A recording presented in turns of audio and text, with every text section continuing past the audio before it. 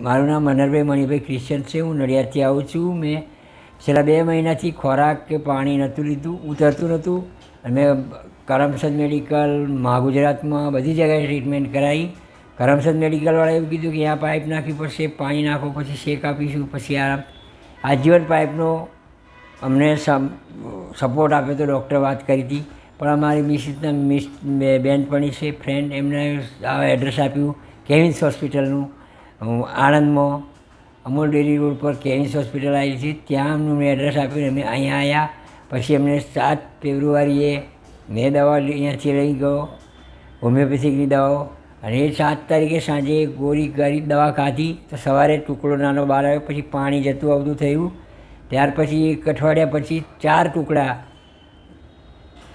મારા અનડીના માંથી ગાંઠના 4 ટુકડા બહાર નીકળ્યા. અને અત્યારે હું પાણી પી શકું છું, આના દૂધ પી શકું છું, સૂપ પી શકું છું.